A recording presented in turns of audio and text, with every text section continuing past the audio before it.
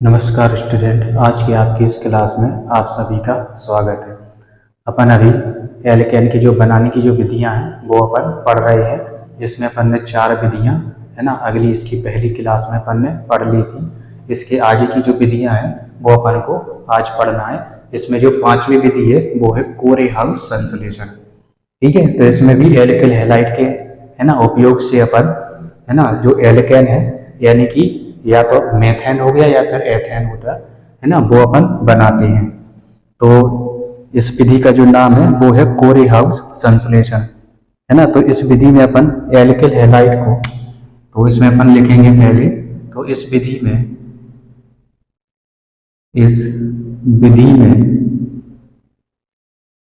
Alkyl halide को इस विधि में एल्किल हैलाइड को इस विधि में एल्किल हैलाइड को पहले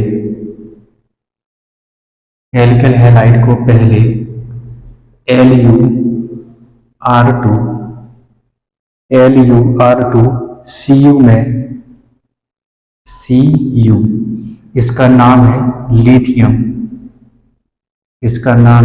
लिथियम डाइएल्केन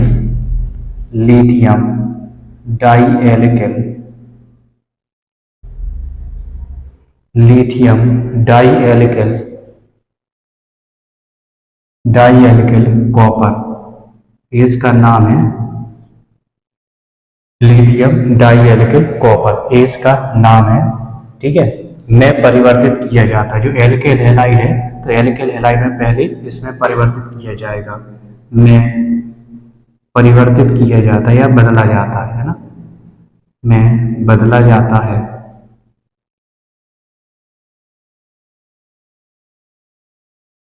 एल्किल लिथियम डाइएल्किल कॉपर में बदला जाता है। फिर इसको क्या है ना, अन्य एल्किल हैलाइड से फिर इसको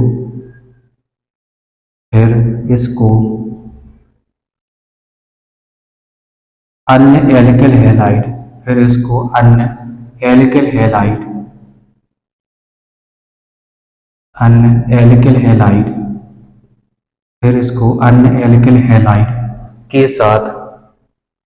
हैलाइड के साथ अभिकृत कराया जाता है। एल्किल हैलाइड के साथ अभिकृत कराया जाता है, यानी कि क्रिया कराई जाती है, अभिकृत कराया जाता है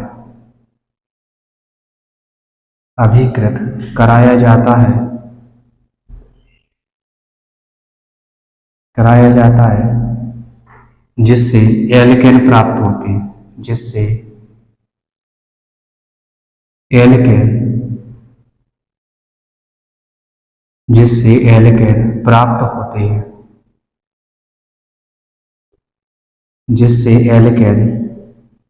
होते हैं।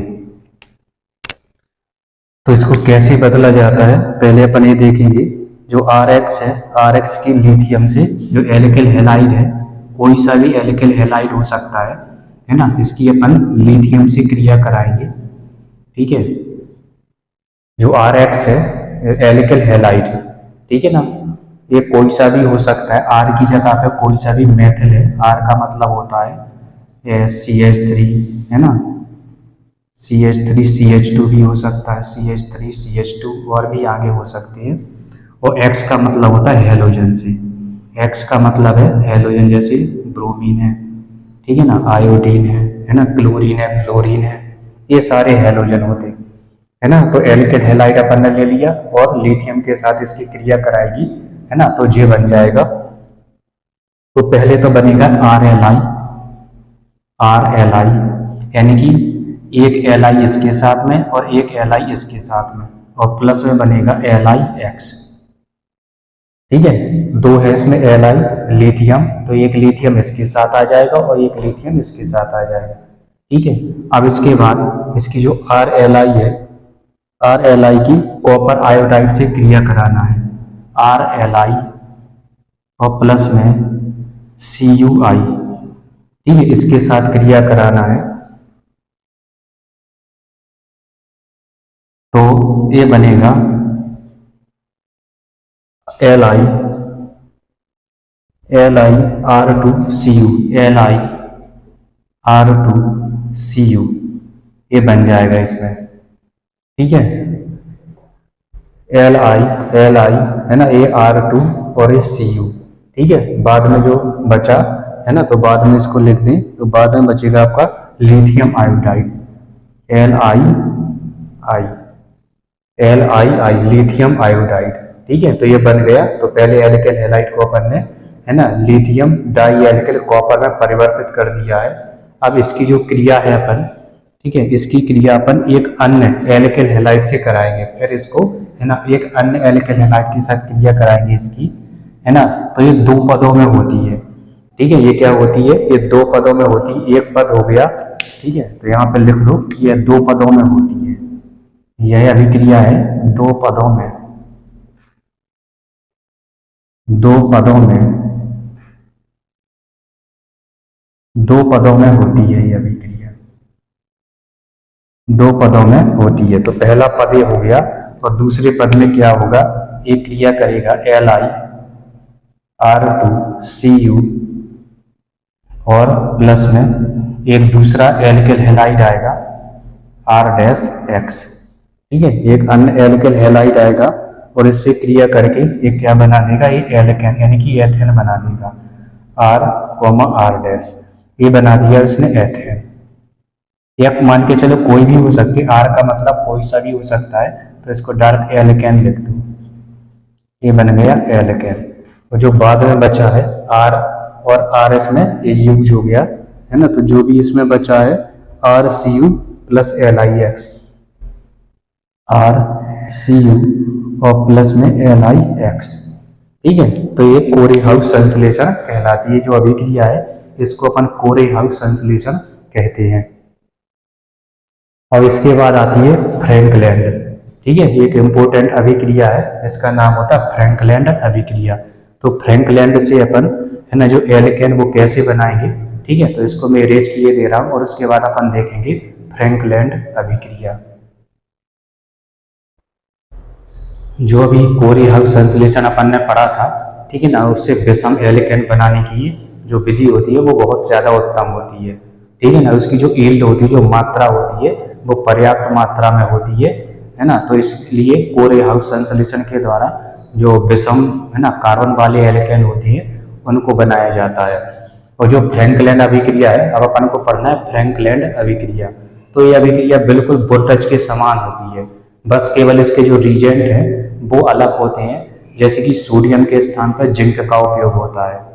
ठीक है ना, सोडियम के स्थान पर जिंक का उपयोग और शुष्क ईथर के स्थान पर एथेनॉल यानी कि एथिल अल्कोहल का उपयोग किया जाता है। तो इसमें सबसे पहले अपन यही देखेंगे, ये जो अभिक्रिया है, यह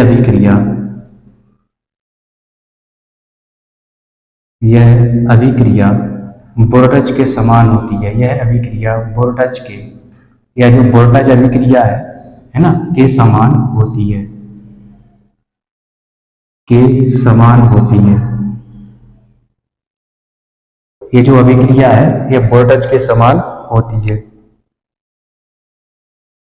लेकिन इस अभिक्रिया में होती है, लेकिन इस अभिक्रिया में या इसमें सोडियम के स्थान पर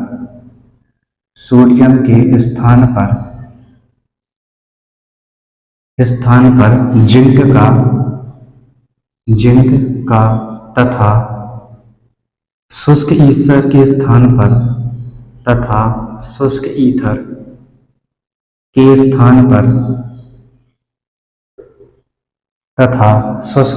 के स्थान पर एथिल अल्कोहल या इथेनॉल का, जिसको एथिल अल्कोहल बोलते हैं, इथेनॉल का उपयोग किया जाता है। इथेनॉल का उपयोग किया जाता है।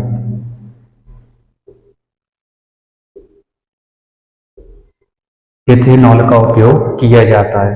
ठीक है, तो ये जो अभिक्रिया है, जो फ्रैंकलैंड अभिक्रिया है ना, वोल्टेज के समान होती है। लेकिन इसमें क्या है, सोडियम के स्थान पर जिंक का और जो शुष्क ईथर है उसके स्थान पर अपन एथेनॉल का उपयोग करते हैं।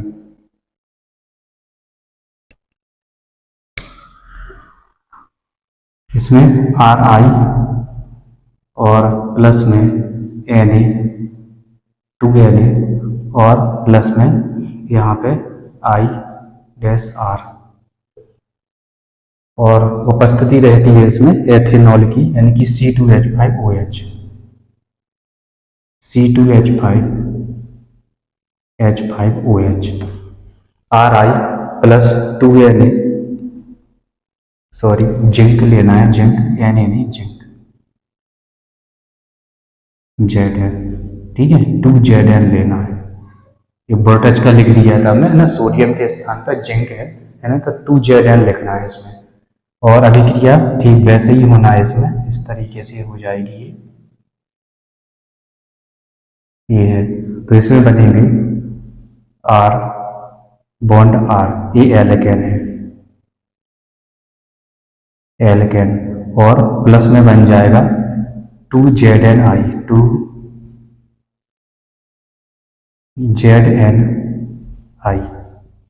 2ZnI।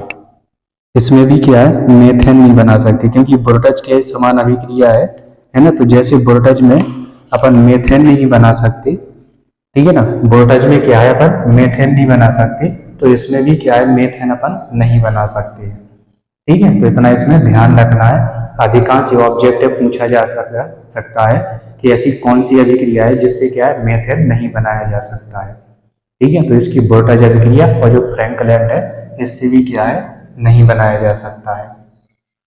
ये तो थी एल्किल हैलाइड, ठीक है ना। पहले सबसे पहले अपन ने एल्कीन और एल्काइन के माध्यम से एल्केन को बनाना सीखा। फिर उसके बाद, है ना, दूसरे से लेकर के जो छठवें तक की जो अभिक्रियाएं हैं, इसमें अपन ने एल्किल हैलाइड के माध्यम से, है ना, एल्केन को बनाना सीखा। अब इसके बाद अपन को कार्बोक्जिलिक अम्ल, है ना, यानी कि मतलब ऐसे कंपाउंड जिनमें COOH फंक्शनल ग्रुप होता है, के माध्यम से अपन एल्केन बनाना सीखेंगे। तो इसमें सबसे पहले अपन को बी कार्बोक्सिलीकरण द्वारा, है ना, बी कार्बोक्सिलीकरण अपन करवाएंगे, तो उससे क्या है, एल्केन प्राप्त हो जाएंगे। इसके बाद अगली अभिक्रिया है कार्बोक्सिलीकरण द्वारा। तो इसमें लिखेंगे अपन, जब किसी कार्बोक्सिलिक अम्ल, जब किसी कार्बोक्सिलिक अम्ल,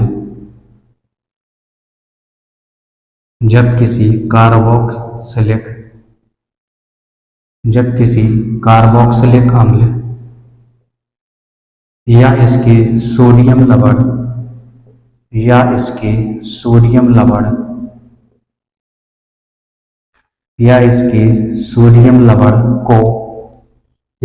सोडियम लवण को सोडा लाइम।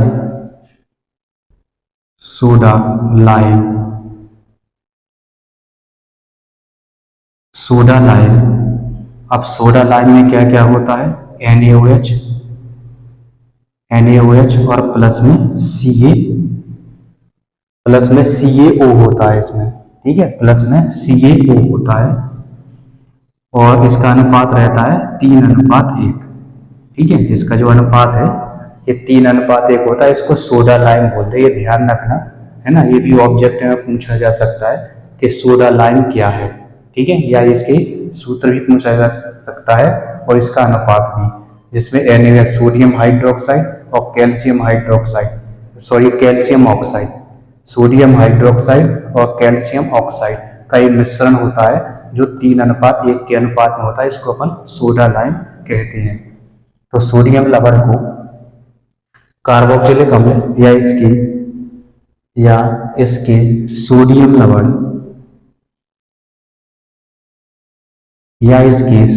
लवण को सोडा लाइम के साथ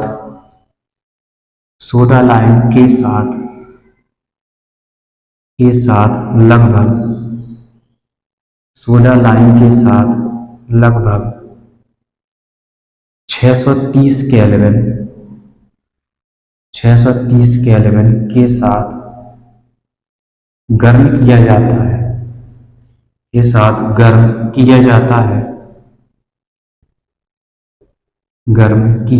है, तो जितने कार्बोक्सिलिक अम्ल कार्बन होंगे उससे एक कम कार्बन वाला, ठीक है ना, क्या बनता है, एल्केन बनता है ना। गर्म किया जाता है केल्विन तक, केल्विन तक गर्म किया जाता है, तब तब अम्ल के सापेक्ष, तब अम्ल के सापेक्ष, अम्ल के सापेक्ष एक कार्बन, एक कार्बन परमाणु, एक कार्बन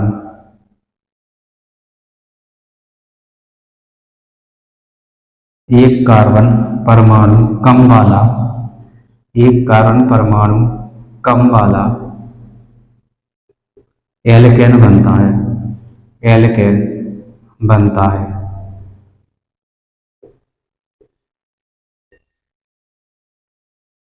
एक कार्बन परमाणु वाला एल्केन, है ना, एक कार्बन परमाणु कम वाला एल्केन बनता है। यदि मान के चलिए इसमें 2 कार्बन होंगे, ठीक है, तो एल्केन बनेगा एक कार्बन वाला। यदि मान के चलो अम्ल में 3 कार्बन है ना, तो जो एल्केन बनेगा वो 2 कार्बन वाला एल्केन बनेगा। तो पहले इसका सोडियम लवण बनेगा, तो इसकी क्रिया कराएंगे, ये होगा CH3COOH और प्लस में NaOH, प्लस में NaOH, ठीक है। तो इसमें से क्या है, पानी निकल जाएगा, ये पानी निकलेगा, ये वाला इस तरीके से, ठीक है। और क्या बनेगा, ये सोडियम लवण बन जाता है CH3COOH, CH3COONa और प्लस में H2O, ठीक है। ये बनता है CH3COONa और प्लस में H2O। अब इसकी जो क्रिया है ये है, इसकी क्रिया फिर से NaOH से करवाते हैं, है ना। तो इसके लिखेंगे CH3COONa और प्लस में NaOH,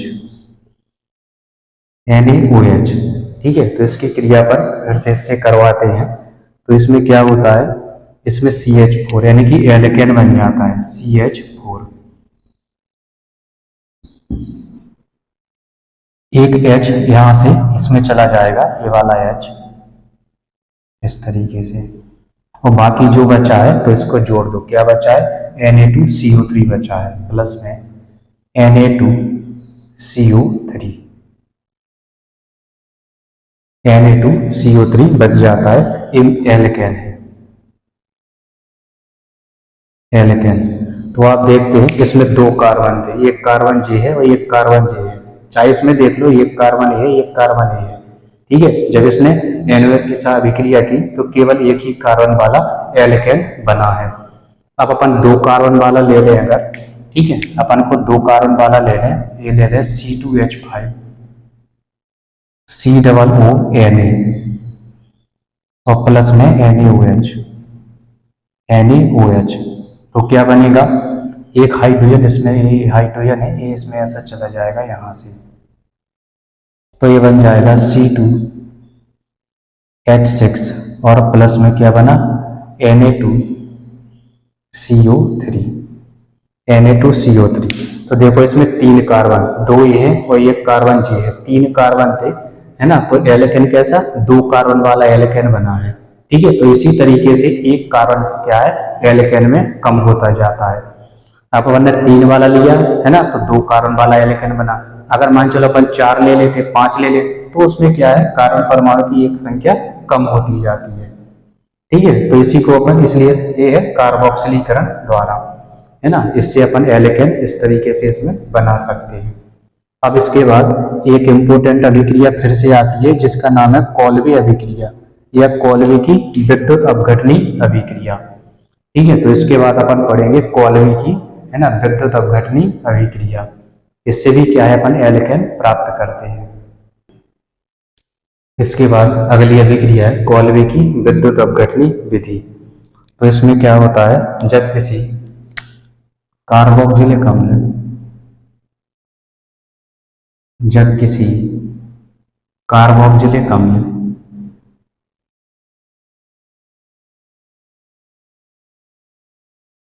जब किसी कार्बोक्जिलिक अम्ल अम्ल के सोडियम सोडियम या पोटेशियम लवण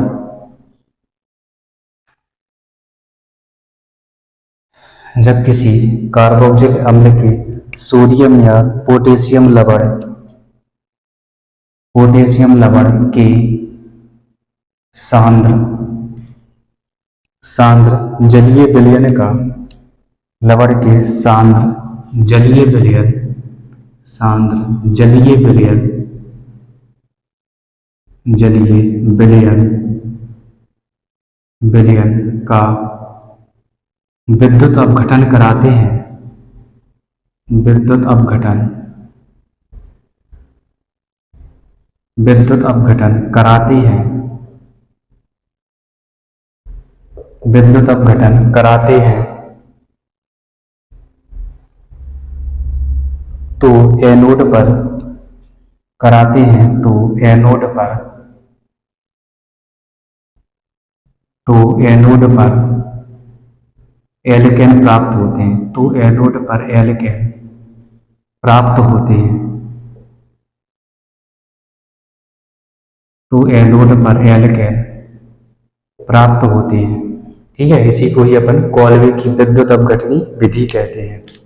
ठीक है, तो इसमें अलग अलग एनोड की अभिक्रिया अलग लिखेंगे और कैथोड की अभिक्रिया अलग लिखेंगे। तो सबसे पहले अपन जो कार्बोक्जिलिक अम्ल है उसका वियोजन करवाएंगे, या जो सोडियम लवण है ना, कार्बोक्जिलिक अम्ल का सोडियम लवण CH3 COO Na।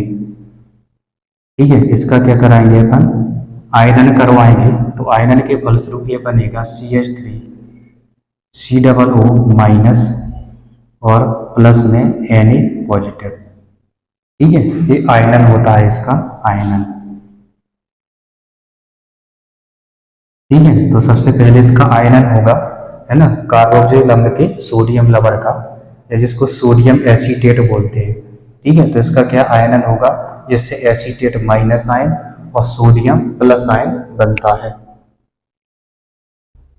अब इसके बाद क्या है, एनोड पर अभिक्रिया होगी। क्या होगी, एनोड पर अभिक्रिया। ठीक है, तो एनोड पर अभिक्रिया होगी तो सबसे पहले क्या है, ये CH3 नेगेटिव आएगा और 2 इलेक्ट्रॉन इससे निकल जाएंगे। ये आएगा CH3 CO नेगेटिव और इससे 2 इलेक्ट्रॉन लूज हो जाएंगे, यानी कि 2 इलेक्ट्रॉन इससे निकल जाएंगे और ये बन जाएगा CH3 COO। ये बन जाएगा CH3 COO। यहाँ पे 2 है तो यहाँ पे 2 कर दो इसको। ठीक है, CH3 COO के 2 मॉलिक्यूल लिए अपन ने। ठीक है, और इससे क्या है, 2 इलेक्ट्रॉन बाहर निकल जाएंगे, वही बन जाएगा CH3 COO के 2 मॉलिक्यूल बन जाएंगे। अब इसके बाद ये क्या करेगा, अब इसकी क्रिया कराएंगे अपन, तो ये बन जाएगा 2CH3 COO। इसकी क्रिया कराएंगे। ठीक है, तो ये 2 एल्केन है, ये आपस में जुड़ जाएंगे, ये बनेगा CH3 और बॉन्ड में CH3। ठीक है, और लास्ट में क्या बन जाता है, ये CO2 बन जाता है, प्लस में 2CO2 बन जाएगा ये। ठीक है, 2CO2 ये बन जाएगा और इसको बोलते हैं अपन एथेन। इसको बोलते हैं अपन एथेन। ठीक है, तो इससे ऑब्जेक्टिव क्वेश्चन भी पूछ सकते हैं कि जो कॉल्वे की जो विद्युत अपघटनी विधि है, ठीक है, तो उसमें एल्केन है वो कहाँ पे बनते हैं, एनोड पे बनते हैं या फिर कैथोड पे बनते हैं। ठीक है, अब इसके बाद अपन कैथोड की अभिक्रिया लिखेंगे। अभी ये एनोड की थी, अब लिखना है अपन को कैथोड की, कैथोड पर, कैथोड पर। तो कैथोड पर अभिक्रिया होगी, सोडियम आएगा और इसे 2 इलेक्ट्रॉन, सोडियम आएगा, सोडियम प्लस, और ये 2 इलेक्ट्रॉन ग्रहण करेगा। ठीक है, और 2 इलेक्ट्रॉन ग्रहण करने पर ये क्या बन जाएगा, ये सोडियम की, है ना, 2 मॉलिक्यूल बनाता है। ये सोडियम के ये 2 बन जाएंगे। इसके बाद है ये क्या करेगा, ये जल के साथ क्रिया कर लेगा ये वाला। ठीक है ना, ये क्या करेगा, ये 2Na है, ये जल के साथ क्रिया करेगा, प्लस में 2H2O। ये जल के साथ क्रिया करेगा और ये क्या बना लेगा, ये बना लेगा 2NOH और प्लस में H2। ये बना लेगा 2NaOH और प्लस में H2 बना लेगा। ठीक है, तो इसमें ध्यान रखना है आपको कि एनोड पर, ठीक है ना, एनोड पर क्या है, एथेन बनती है, और जो कैथोड होता है, सॉरी एनोड पर आपकी एल्केन बनेगी, और कैथोड पर क्या है, इसमें हाइड्रोजन बनती है। ठीक है, कैथोड पर हाइड्रोजन और एनोड पर एल्केन बनते हैं। इसे ही कॉल्वे की विद्युत अपघटनी विधि कहते हैं। और इस विधि के द्वारा है ना, केवल सम कार्बन परमाणु वाले एल्केन प्राप्त किए जा सकते हैं। सम कार्बन मतलब 2, 2, 4, 2, 6, 2, 8 ऐसे कार्बन वाले है ना एल्केन प्राप्त किए जा सकते हैं। जैसे इसमें 2 कार्बन है ना, तो 4 कार्बन वाले है ना, 6 कार्बन वाले, 8 कार्बन वाले है ना एल्केन प्राप्त किए जा सकते हैं इसमें। इसको अपन है ना एक इकट्ठे के रूप में भी लिख सकते हैं, जिसमें एनोड और कैथोड है ना एक ही रिएक्शन पर आ जाए, तो उसको भी अपन यहाँ पे लिखेंगे।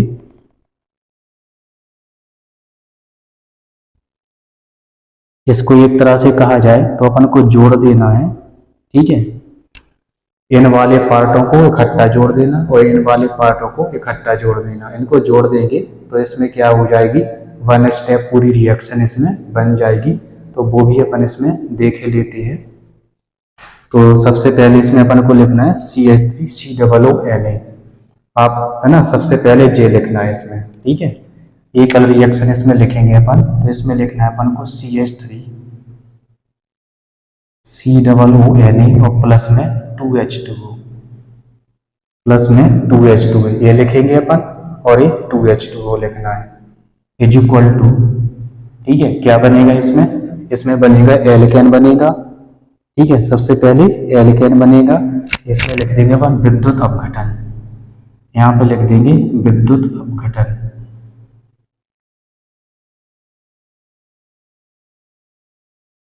ठीक है, तो मेन अपन को J लिखना है इसमें और J लिखना है। अब इसके बाद जो भी ये साइड जो बना हुआ है ना, तो क्या क्या बना है ना, ये बना है CH3 बॉन्ड CH3 ये बना है, और प्लस में क्या बना है 2CO2 बना है, 2CO2, और प्लस में क्या बना है 2NaOH बना है, 2NaOH, और प्लस में क्या बना है H2 बना है, H2। ठीक है, इतनी सारी ये चीजें बनी है ना। तो ये लिखना है अपन को CH3CH3 यानी कि एथेन, 2CO2, और इसके बाद 2NaOH और प्लस में H2। ये सब अपन को लिखना है इसमें। ठीक है, तो इसको संक्षेप में या शॉर्ट रूप में अपन इस तरीके से इसको लिख सकते हैं। तो इस तरीके से अपनी ये कॉल्वे की जो विद्युत अपघटनी विधि है ये अपनी कंप्लीट होती है। अब इसके बाद अपन पढ़ेंगे एल्कीन के हाइड्रोबोरेशन से। एल्कीन का अपन को हाइड्रोबोरेशन और पढ़ना है, और इसके बाद अपन प्रयोगशाला विधि देखेंगे। ठीक है, इसके बाद ये लास्ट है, और इसके बाद अपन को प्रयोगशाला विधि है ना मेथेन बनाने की और एथेन बनाने की प्रयोगशाला विधि भी अपन को देखना है। तो इन विधियों को अपन अगली क्लास में पढ़ेंगे। ठीक है ना, तो अभी केवल अपन एक डाइबोरेशन वाली अभिक्रिया देख लेते हैं, और इसके बाद जो प्रयोगशाला विधियां बचेंगी उसको अपन अगली क्लास में करेंगे। इसके बाद अगली अभिक्रिया है आपकी एल्कीन के हाइड्रोबोरेशन से। तो जब एल्कीन डाइबोरेन के साथ, जब एल्कीन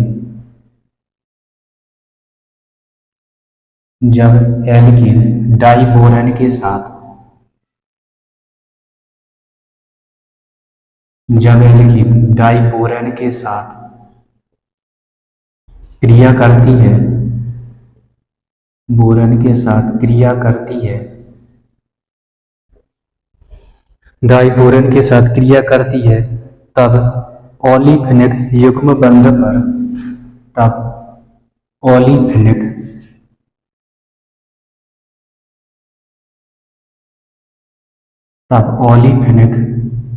युग्म बंध पर, युग्म बंध पर योग होता है, या योगात्मक अभिक्रिया होती है, या योग होता है, योग होता है। योग होता है और ट्राई एल्किल बोरेन बनते हैं और ट्राई एल्किल और ट्राई एल्किल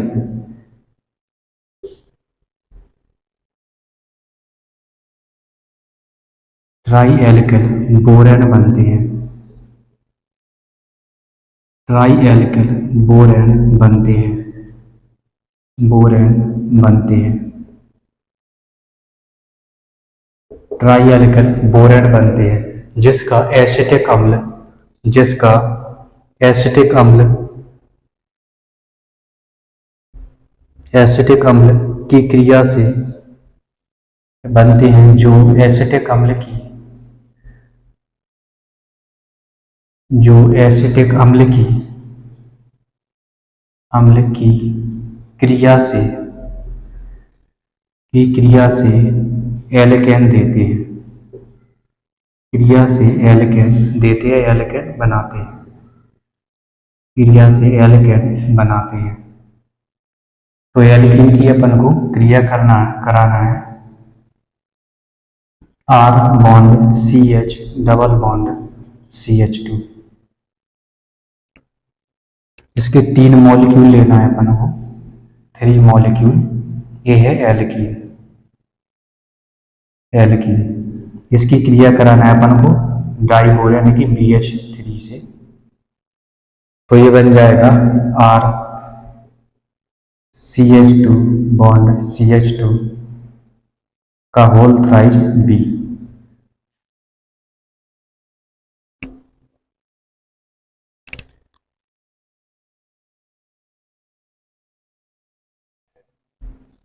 और भी आगे इसमें जोड़ सकते हैं।